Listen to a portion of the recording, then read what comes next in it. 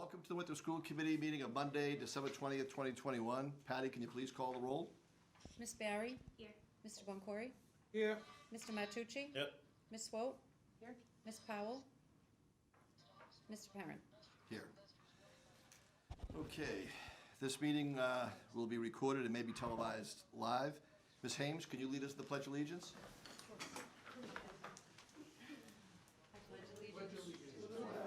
Of the United States of America and to the republic for which it stands, one nation, under God, indivisible, with liberty and justice for all.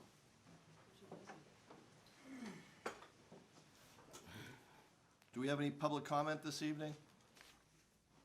Hearing none, we'll move on to the next section, which is delegates and visitors. I don't believe we have any delegates or visitors this evening. We have the minutes of December 6th, 2021. I'll entertain a motion to accept the minutes for December 6th, 2021. So Do I have a moved. motion? Motion by President Boncory. Second. Seconded by Mr. Matucci. Any discussion on the minutes?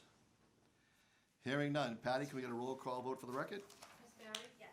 Mr. Boncory? Yes. Mr. Matucci? Yes. Miss Swope? Yes. Mr. Perrin? Yes. Okay, next up, we have financial and business procedures, warrant SVW 22-10 in the amount of $145,067.12. Can I get a motion to approve warrant SVW 22-10 in that amount? Motion. Motion by Mr. Matucci, seconded by Ms. Swope. Any discussion on the warrant? Hearing none. Patty, can I have the roll call vote, please? Yes. Miss Barry? Yes. Mr. Boncory? Yes. Mr. Matucci? Yes. Miss Swope? Yes. Miss Powell? Mr. Perrin? Yes. Next up is the payroll warrant SVW 22-13 in the amount of $826,734.78. Can I get a motion to approve the payroll warrant in that amount? Motion. Motion by Ms. Swope, seconded by Ms. Barry. Any discussion on the payroll warrant? Hearing none. Patty, can I get a roll call vote, please? Miss Barry? Yes. Mr. Boncory? Abstain. Mr. Matucci? Yes. Miss Swope? Yes. Miss Powell? Mr. Perrin? Abstain. Okay, there were no budget transfers this evening? No, thank you. Buildings and grounds, I don't believe we have any of those either. Subcommittee reports, I believe Suzanne, you have a Shore Collaborative report. Yes, Thank you for taking that role. I went to the Shore Collaborative, it was held last week, and this was my first meeting there. But I was impressed with the fact that good things happened. They came in with a pretty clean audit. They they're cheaper than the other schools that are providing the same kind of services. As an example, their tuition is something like $69,510 for the lower grades, and the similar schools are $118,000 plus. So that's a good deal for us. They came in the black this year. I think they were happy about that. It wasn't a huge amount of money that they saved, but given that their enrollment in the lower grades went down to 55 after COVID, with the usual 356 typically enrolled at that point, they went down to 55. They certainly had to cut a lot. They've cut a lot of staff. That's essentially how they did it. But they had about 216,000 in the black this year, so they were happy about that. They are going to work on a mission and vision statement, and that will be reported in the next meeting. I have a lot to learn about those programs, and perhaps, Lisa, we could spend some time talking. Sure. Some of them look very similar to me, but I'm sure they're differentiated by the type of student that they manage. So, They are, so I'd be happy to sit down and talk about the programs that Shore Collaborative has to offer, and then give that feedback to the committee too, because the comparison between Shore and the other collaboratives that are out there, we belong to Shore Collaborative because it's in our catchment area. There's another collaborative called SEAM Collaborative, which has many of the same programs as Shore Collaborative, but caters to a different catchment area, so sort of the Route 1, the Stonelands, North Andover, North Reading, that group. But we're able to still have students go to SEAM if Shore doesn't have a program that we need. So although they're similar, they do have some differences. And in a collaborative, we may have a similar looking program within our high school or within one of our elementary schools, but typically there's one step of a difference. So those are things that I can share with you and you can bring back to the rest of the committee. I actually love talking about that stuff. We have about 5 students there, is that about right? At Shore, Yeah. 6, I believe, maybe 5. 6, they said 5, but maybe it's 6 now. But Chelsea has a lot more. Oh, sure. And, you know, the size difference in Chelsea compared to Winthrop in terms of the total number of students, yeah. So it's, and typically it's programmatic. Yep. You know, if a school can't Provide it. develop programs within their school based on the number of students that they have, typically, you know, that's why students would be at Shore, because it might be a singleton type of a learning disability or other type of a disability that the school district doesn't have a classroom for. You know, and capacity-wise, you know, Winthrop is smaller, Sure. you know, than Chelsea, but 65 is a lot. That's a lot of kids to have. If you multiply that by, on average, I believe their tuition's about $68,000, depending upon the program. That's a lot of money. It's 118. Yeah, it does. Anyway, I think I'll also stop over there. so Oh, I yeah, can you see should it. definitely visit. It's pretty impressive programming. Thank you very much, Mr. Chairman, that's it. Thank you, Ms. Swope. Superintendent's report, Ms. Howard, do you have a report this evening? Just a short one, a quick update on COVID numbers for last week. We had 11 students, and something a little bit different than we've had in the past several weeks or months, to be honest with you. We had 7 staff members. So 7 staff members is a lot for our district, and the impact of testing positive for COVID is certainly that you're out of work.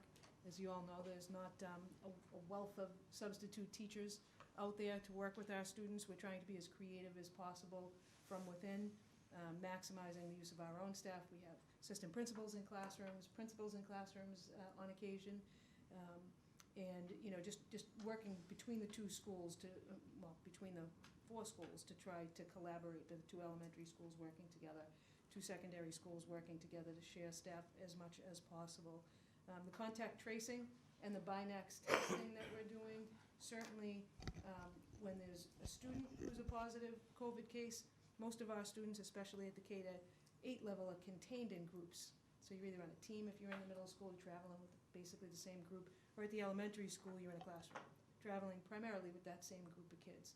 So the contact tracing, in terms of how many other people it impacts, is not as significant as it is when it's a staff member. And again, it depends upon who that staff member is and what role they hold, because kids travel in groups and stay in their groups, but those groups, especially at the high school level and middle, you know, a little more at the middle school level, those groups travel to the teacher. So the teacher sees a lot more people than an average group of kids would.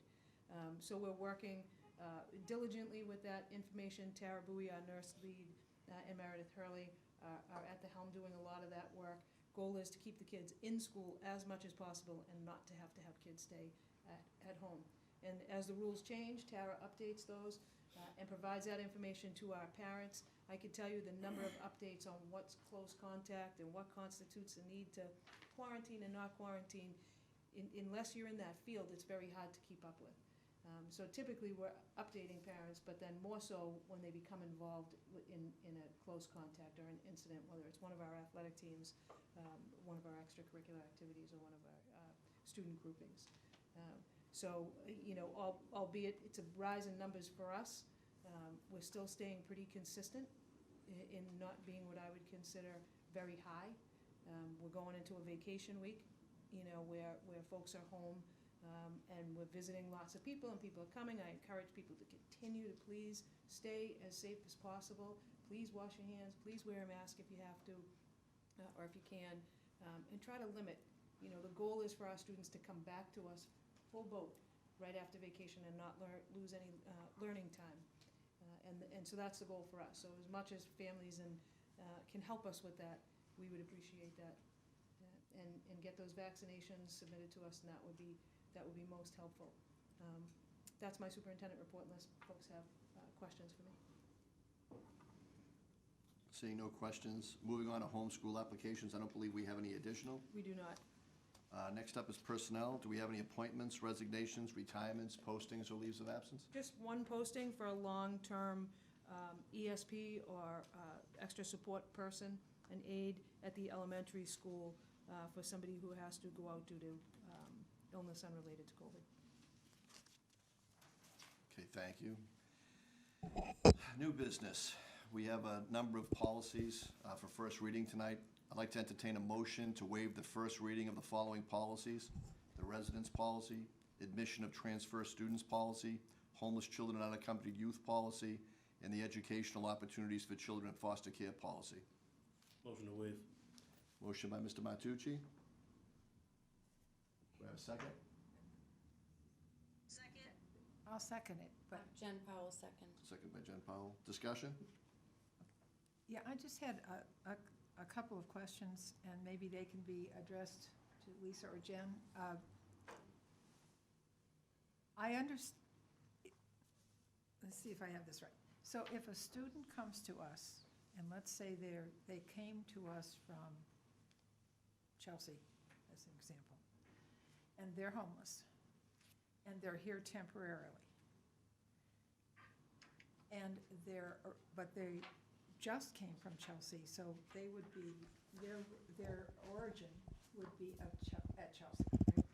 Correct. So how, and I understand that we would provide transportation if they wanted to stay in Chelsea, even though they were temporarily housed here. Correct. But I thought it was just for a year until I read that it could be, if they came in 6th grade or they came in 1st grade, they could stay in Chelsea until 12th grade. Is that? So, my close. So, understanding? very close, so it's right. If somebody comes here from Chelsea and they're temporarily residing here and they have the choice of whether they want to enroll here Yes. or if they want to stay in the community of Chelsea. If they decided to stay in the community of Chelsea, Winthrop Public Schools and Chelsea together are responsible to ensure that the child has transportation back to Chelsea. And that's split funding right down the middle. Okay. And we would, where they were temporarily residing here, typically where they're laying their heads, that's usually the community that sets up the transportation. You have to have an agreement with the district that they're coming from, and typically we have 3 bids sent out to get the lowest, if we can, the lowest price for the transportation. In terms of how long the child can maintain that, that status of us having them or choosing to stay in Chelsea if they're temporarily housed here, it's typically for the length of the time that the child would otherwise not transition from a school. So if the child was in 4th grade when they came here, there would be an argument that that child should be able to continue to be transported back to Chelsea through grade 5, which then becomes in the community of Winthrop a natural transition to the middle school.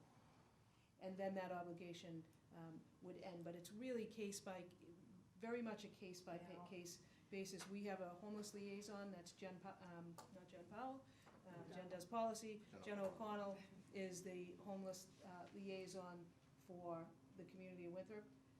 I was the homeless liaison before Jen left, so we work pretty closely together to keep up on those rules. And again, it's another area of education where the rules are changing depending upon legislation and how they decide they're gonna, cover cost things and then there's other rules depending upon whether or not the child is in foster care.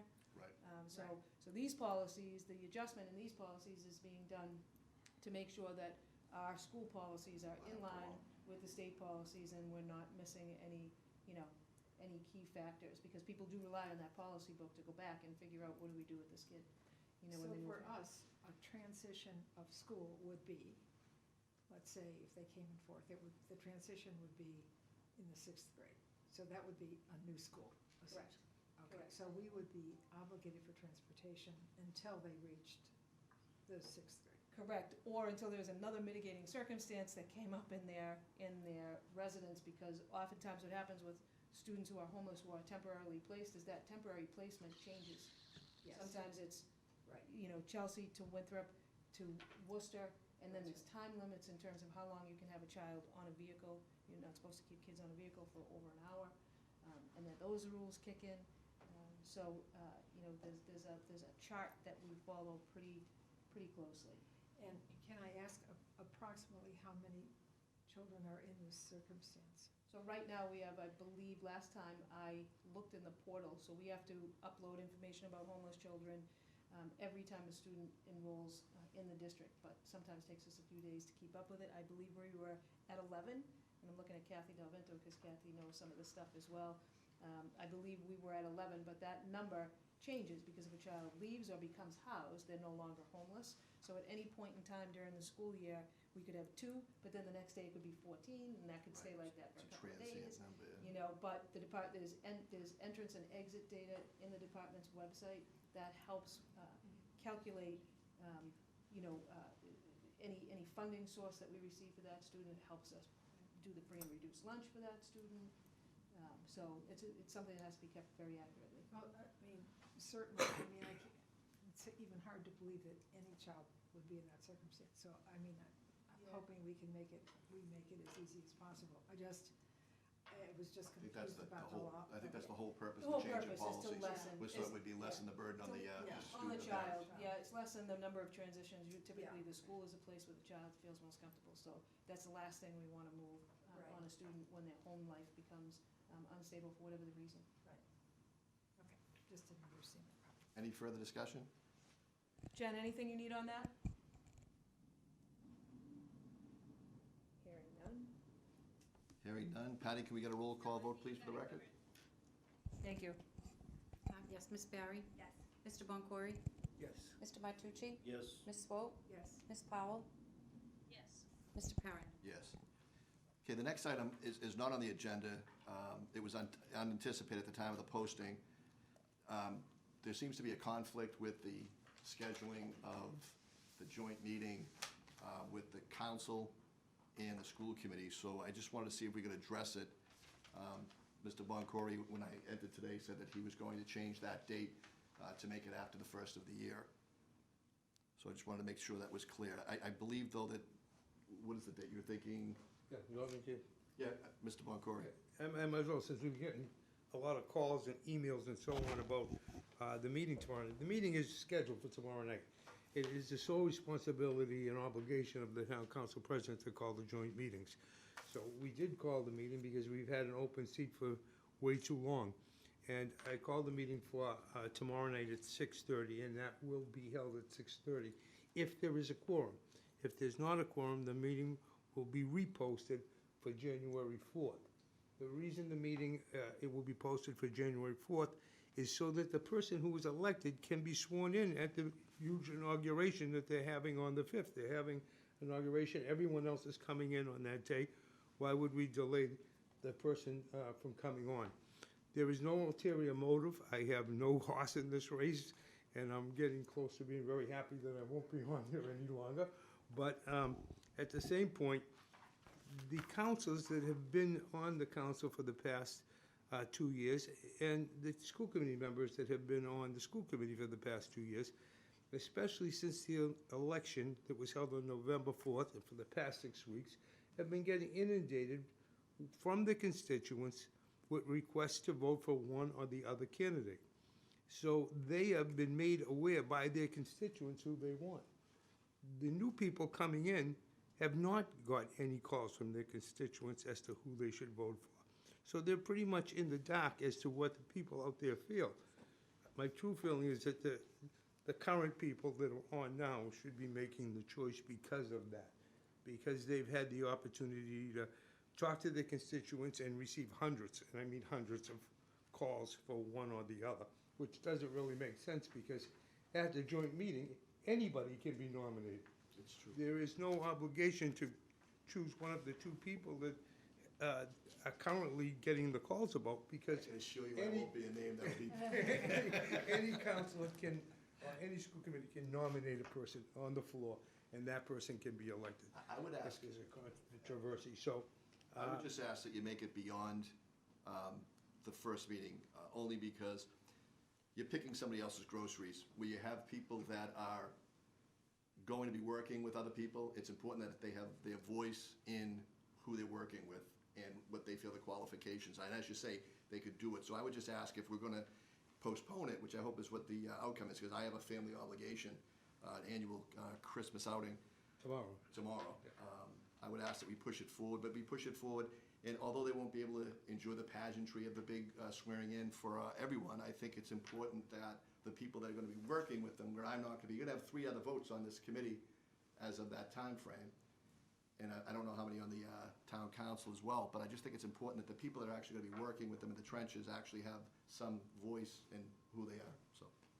The other situation with that, though, Brian, is I talked to Counselor-elect Jim Lettieri today, and he informed me that he would not be able to host a joint meeting till sometime in February, either the first or second meeting in February, where he has the inauguration on the first meeting, and they're gonna be chosen a vice president. On the second meeting, they're going to be filling the council for precinct 2, because he's leaving, and that will be taking up that meeting in February, in January. So the soonest you could get a meeting, joint meeting to elect the school committee person will be February. However, whoever's gonna be the president of the school committee is gonna be elected the night of January 5th. Now, I'm sure the person that's gonna be elected the president of the school committee wants to assign her committee chairpersons and her subcommittee, not just chairpersons, but who's gonna be on the subcommittees, and she won't know that till sometime in February and maybe late February. And it really isn't fair to the new chairman coming in of the school committee. So I am gonna post it for the 4th if we don't have a quorum for tomorrow night. Jim, Mr. Martucci? I'm not sure that after the meeting that they established the council presidents and everybody's, sworn in, and they have their meeting, why couldn't we have a special meeting the next night? Why do we have to wait till February? Why couldn't we have a special meeting? Why couldn't we post a special meeting? But that's not the conversation I had with the council president-elect. He suggests he wouldn't be able to do it till February. I mean, as a formal request, if we could, maybe that could be addressed with the incoming president to see if we get a sooner date, and that way, the people in the new positions will have an opportunity to be heard on who they'll be working with and the qualifications, if that's possible. Chairman, may I speak? Yes. I would also like to reiterate that I think it's reasonable to ask that the incoming town council members and school committee members get to select who they are gonna serve alongside for 2 or 4 years. I think it's unreasonable to expect that outgoing members are voting on incoming members. It doesn't make any sense to me at all. Thank you. That's my point, I guess. But if you could just talk to the incoming town council president and see if that can be accommodated, that would be great. But at least we have some time if we're not gonna have that meeting, because I know I can't make it. We are having the meeting tomorrow night. If there's no quorum, it will go over. But, May I That's ask not the what a issue. quorum means? that's a good question, because there's 2 views. One view is that you need a quorum of each committee, and the other view is that you need a quorum of the total of number of the 2 committees. And Copeland and Page will give us a decision on that tomorrow. Do we really need the opinion if we're gonna push it out? I just think that we're making this more complicated than it needs to be. I think, and I respect your opinion on that, but I just feel as though, as Julie made very clear, it's the people you're gonna be working with. You wanna pick your people and their qualifications as you want them. I don't think it's gonna affect I don't think anything. it's gonna affect any outcome of it. Right, I don't think it's gonna Either affect way. it, but it's just important that they have their voice on both, yeah, just to be fair. I mean, if we could do that. I just think that if we leave it open to a legal interpretation of, let's say it is that the council, if they have, which I disagree with wholeheartedly, the way the charter is written, that the council, which has a super number of votes over every other committee, for an autonomous committee, can pick or have more votes. That aside, I just think that we should just push it over to give us time. It shouldn't be, adversarial. It should just be a very smooth transition and a very smooth process with people coming in, new voices are heard, and that's my thought. I agree 100%. It shouldn't be adversarial. intended to be. I don't Just think, yeah, intended no, I to don't think get it was, I don't think it was filled either, but I and just have the think that person sworn in. if we have to get a legal interpretation, rather than just Of take the it off quorum, yeah. of the quorum, I just don't wanna see, because I know that I can't make it, and I'm told that a majority of this committee can't make it. It's such an important decision for this committee that it be pushed over just, we don't need an interpretation of the law if we just push it over. We've been without the position. I don't even know, have we received a written confirmation that that person's even off the committee? Did the school district? We did not directly, it Okay. went to the town clerk. I never received it, so Yeah, I just wanna make sure, because I don't wanna look stupid, but That did come in, his resignation came in But I quite just- some time ago, and we held it off until the election because we were having an election. I But just, it probably should have been held already. I just would rather see the meeting, just take them off the agenda, just because if a decision comes down, whether I agree with it or disagree with it, because I don't agree with it, the decision that if the super number of one council over the other is considered a quorum, if that is what the decision is, and it goes forward, then technically you're picking school committee members without a school committee even present. So it's just a That's bad up to the situation members of the committee, I'll be there, on both. Could I- but only vote once. I think the joint committee is also, the joint committee meeting should also be held when both committees are available. And we were very clear at the beginning when this date was proposed that we were not available. So the date was set knowing that the majority of the school committee was not available. Whether it was done intentionally or not, that's the result of where we're at Yeah. today. I hate that accusation that you're making. I didn't make an accusation, Well, you sure Phil. did, if it That's was not an done accusation. intentionally or not, it's an accusation. And then, of course, it wasn't done intentionally, because I don't know anybody's schedule, but now We you were have clear. an opportunity. If you're on a committee, you're supposed to make the meetings of the committee you're on. There's no way about it. You know how many things I've skipped for my family over the years to make it to a meeting? Or skipped going to a Before the party meeting to was make it to a scheduled, meeting? We stated that we could not attend, and it was scheduled anyway. That's the point. When was, nobody ever stated they couldn't attend until it just got posted. That's not true. The only one I heard from was Brian, who said he had a family obligation. Nobody else gave me an instance they could not attend. But I'm not here to argue with anybody. But this, I mean, just, The rule is the rule, and the meeting will be tomorrow. If there's not a quorum, it'll be put on till the 4th.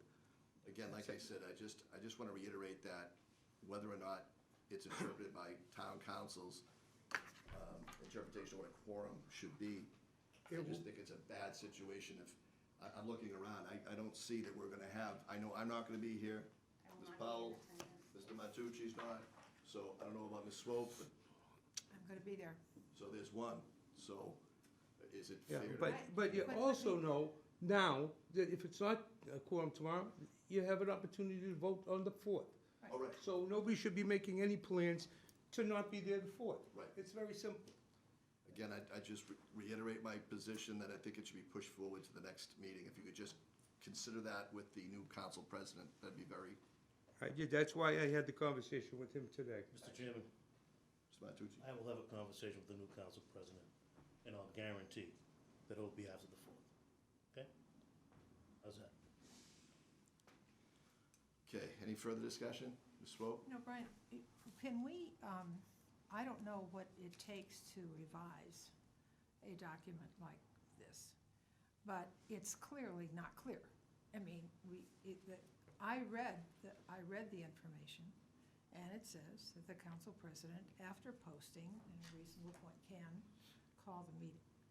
So we need to clear this up. If indeed we feel that the next group that comes in, if this circumstance were to happen again, and we feel strongly that the new people should be the ones to decide, we ought to put that in writing and make that a policy, I think, because it's not I don't think you clear. can do that because it depends on the timing of the Okay, well, if it's appointment this as well. close. Because if you It's leave, because the election it threw just- it off. it just so happened to be the Because what same. we should have had Yeah.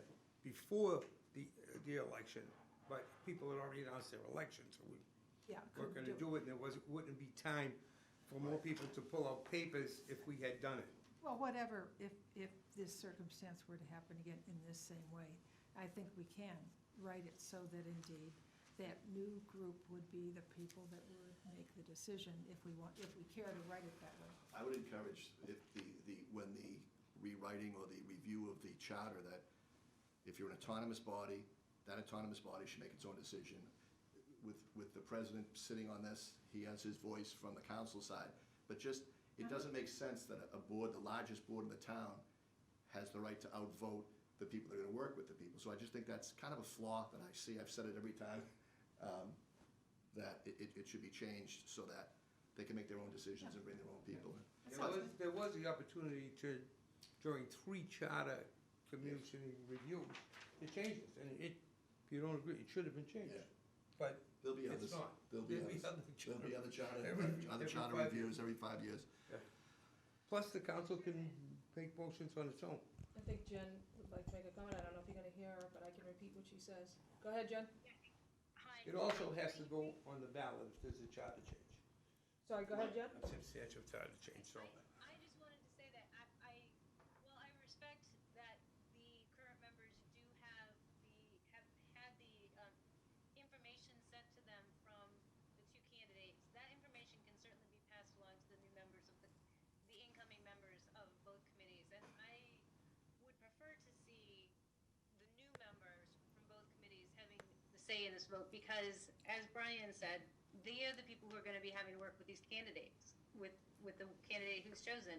And it seems to me that that decision should be made by the incoming council and the incoming school committee. That would be my preference. And I believe that Mr. Boncory and Mr. Matucci have both voiced that they will see if that can be accommodated or resolved.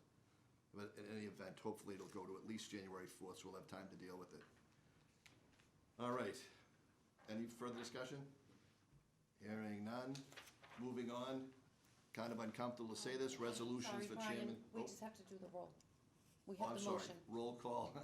For which? What? There's no motion. There's no motion, it's just discussion. No motion on the. It was, We did, it was the motion to waive the readings, and I- then oh, Suzanne wait, had a wait, question, wait. so we didn't do the Oh, roll. I'm sorry, you did not do it. Going back, go ahead, Patty. Yes, Miss Barry, Yes. Mr. Boncory, Yes. Mr. Matucci. yes, Miss Swope, Yes. Miss Powell, Yes. Mr. Perrin. Yes. Okay, moving on, resolutions for Chairman Brian Perrin and Town Council President Phil Boncory. I'm gonna have to pass the gavel to somebody, but not, because I can't You can't read about yourself? read about myself. Okay. So, did you give it to Julie?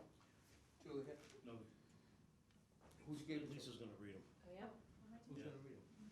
Lisa, I was just voluntold. That's the They call it being voluntold. But then there has to be a vote to approve the resolution, so.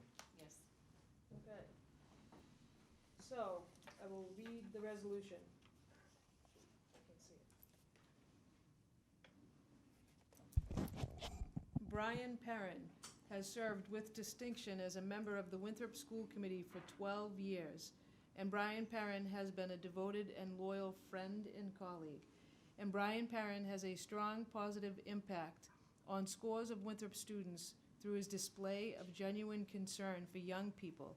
Therefore be it that the school committee of the town of Winthrop expresses its congratulations and best wishes, and that it is made part of the official minutes of the Winthrop School Committee on December 20th, 2021. Thank you, Brian. Thank you, Thank you. Brian. Congratulations, Brian. We have another one. Another resolution. Phil Boncory has served with distinction as a member of the Winthrop School Committee for 2 years. And whereas Phil Boncory has been a devoted and loyal friend and colleague, and whereas Phil Boncory has had a strong positive impact on scores of Winthrop students through his display of genuine concern for young people, therefore be it resolved that the Winthrop School Committee of the town of Winthrop expresses its congratulations and best wishes, and that it is voted and made part of the official minutes of the Winthrop School Committee on December 20th, 2021. Thank you, Phil. Thank you, Phil. And I believe we have something from Glenn Kuchar, but you have to vote first. do the Can we vote make for a those motion? first? I think you have to make a motion Can and we make a motion? Yeah. I'd like move that we. We have motion to approve the resolution. motion by Mr. Matucci, second by Ms. Swope. Any discussion? Hearing none. none. Patty, No, can we have a no, roll I got call vote? discussion. Oh, Gus sorry. has something to say. Yeah, well, I want to say something first about Mr. Boncour, Mr. Perrin. All these years of service is just unbelievable. I mean, 12 years. Phil, is that right? Was it 12 for you, Joe?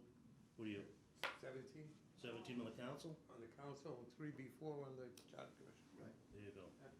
So, we're lucky to have these guys. We're gonna miss them. And I feel fortunate that I was able to work with them. So I just want to say thanks. Thank you, Mr. Matucci. You were one of the people that encouraged me to run the first time around. You know, Brian, I too, both of you, I mean, that's a long time to serve, and that means you've been through a lot. Up and down the ladder. And so I too appreciate it. So, and of course, I have to throw my 2 cents in, as somebody who's been involved in the school business and being a member of the school system, whether it was a student or a teacher or an administrator, and then this position, that I've known these folks for a long time, and have learned a lot from them. I've enjoyed the battles that we've had, which we have, and I think that speaks to the growth in people always pushing each other to the next limit. I think it's always been respectful.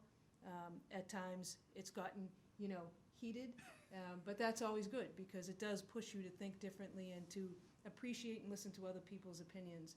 So I'm grateful to have had these 2 gentlemen to watch and to listen to, whether it be the town council or the school committee, or both, or other committees that both gentlemen have been on. So I appreciate both of them, and I know where they live, which is a beautiful thing, because I don't, for 1 minute, think I'm not still gonna need them, their opinion and their knowledge of this community. There aren't many people who have that deep-seated knowledge of the town of Winthrop, but there are a few of us, and I feel like I'm starting to fit into that sort of bucket of people that has never given up on this town, no matter what the battles have been, no matter who the people have been, whether we've won or lost a position, a seat, a job.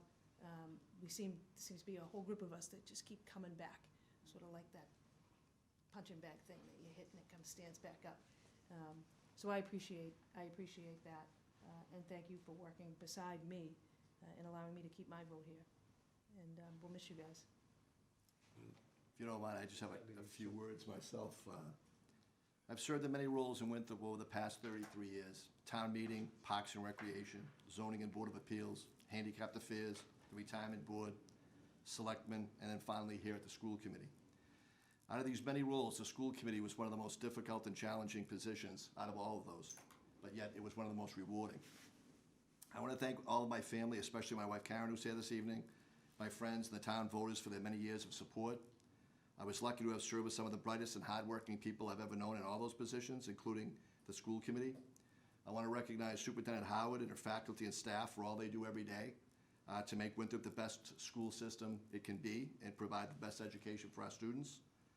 I congratulate the newly elected and re-elected throughout the town, and I wish them the best in their elected positions.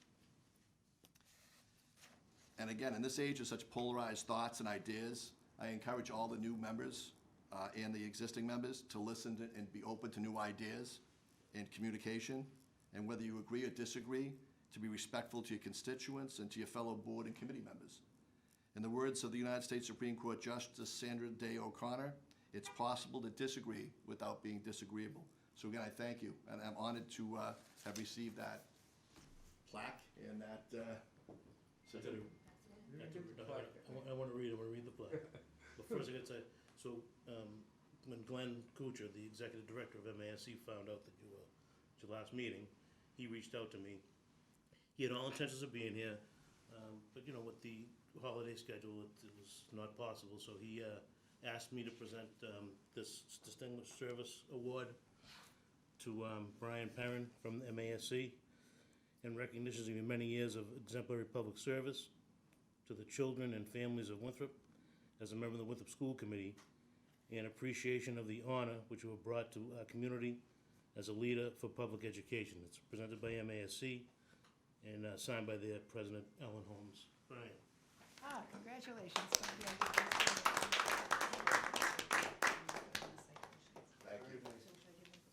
you. I appreciate it. Boncory, you want to say anything? We still have Gee, I think I say it at the council meeting when I had my last council meeting, but I want to thank you for being chairman of this committee and for your 33 years of service to the community. You've been a true friend, and you know, I've enjoyed our conversations before the meetings, after the After the meetings, meetings. and so on. And I want to do a special thank you to Lisa, because she always had her door open to me, and I would pop in there on many Tuesdays before the council meetings to get an update to report at the council meetings, and I appreciate your congeniality, and I appreciate the wonderful job that you're doing. And to all of you school committee members, good luck in the future. And I'm sorry I'm not gonna be here with you, but I'm not really that sorry, because I'm gonna start enjoying my life a little bit now. Thank you. I can really identify with that. Okay, any, We need to approve, we've got to vote to approve the resolution. Yes. oh, I'm sorry, I keep forgetting to vote on these. That's No, why I read I it kept wrong trying to first. pass that gavel. We still need, can I, Patty, can I be heard? Yes, Yes. of course. Can they hear me? I just want to add that my own gratitude for both of you, for what you have brought to this committee and to me personally, and being able to serve along. Both of you as others have said, has taught me a great deal, and I think that the resolutions really speak for what contributions that you have both been able to make. Brian, I've worked with you for 4 years, and you taught me how to be a member of this committee and how to open my mind and really be able to hear everybody and have those discussions. And it has been a difficult past 2 years, and I have watched you weather through this and learned a lot from that, and really appreciate your ability to bring people together. And Phil, you also have really strived to have unity in this town, and I think in a lot of ways you've succeeded in doing that. And it has been a great pleasure to watch you both in your as you've served. Thank you. Thank you. Thanks, Jen. Moving on to unfinished business, we, Just need the We roll. still oh, have we to still vote on haven't these voted yet. resolutions, Oh, my Brian. God, on these resolutions. It's been first and seconded. Now we just have to vote. Okay. Roll call vote, please, Patty. Yes, Miss Barry? Yes. Mr. Boncory? Yes. Mr. Matucci? Yes. Ms. Swope? Yes. Ms. Powell? Yes. Mr. Perrin? Yes. Okay, now, moving on to unfinished business. The superintendent's goals, they'll be addressed in the new committee in January. I'll entertain a motion to adjourn. Motion to adjourn. Motion by Mr. Matucci. Second. Seconded by President Boncory. Patty, can we have a roll call vote for the record? Yes, Miss Barry? Yes. Mr. Boncory? Yes. Mr. Matucci? Yes. Ms. Swope? Yes. Ms. Powell? Yes. Mr. Perrin? Yes. Thank you, everybody.